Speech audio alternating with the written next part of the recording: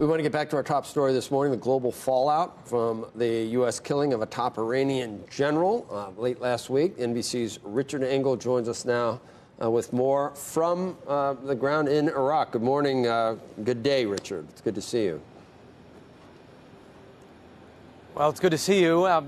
First, let's start out with what's going on in Iran. These are the biggest demonstrations, funeral processions that this country has seen in decades. Iranian State TV says there are millions of people who have gone out onto the streets to mourn the top general who was killed in a drone strike here in Iraq by the United States.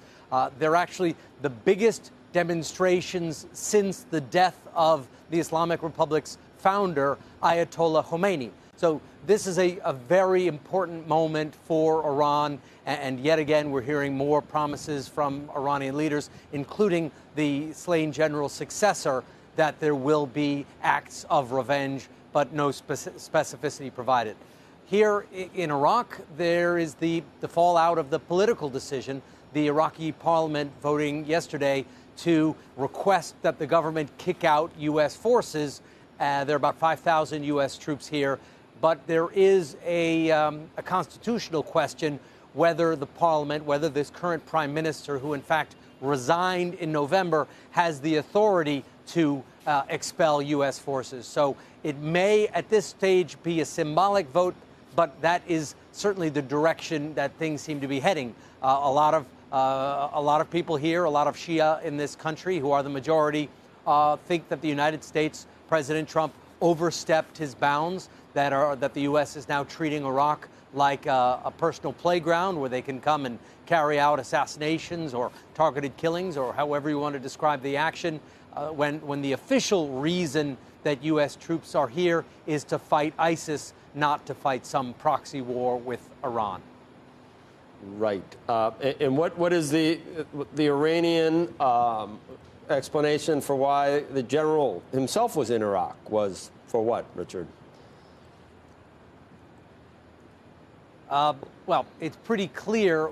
The Iranians haven't given an official explanation, but it is pretty clear what he was doing. This Iranian general, Qasem Soleimani, was responsible for managing a network of militia groups all around the world. This network forms the outer coat of armor, if you will, that has protected the Islamic Republic. And that is a network of militias in Lebanon, Hezbollah. That is the network of militias here in Iraq. And there are a variety of Shia militia groups. In fact, the Iranian general was killed while he was with a top Shia Iraqi militia leader. Iran also has networks of supporters in Syria, in Yemen, in Afghanistan.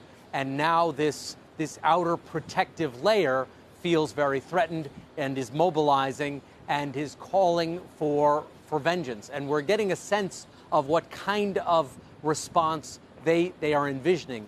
They say that their main objective is not to attack American businesses, American civilians, or even American individuals. They say that the specific objective they have, what they think is the appropriate response, is to drive American forces out of the Middle East, starting with Iraq. And that is, well, not surprisingly, why you saw that response from Shia members of parliament calling on their government to expel American forces from this country.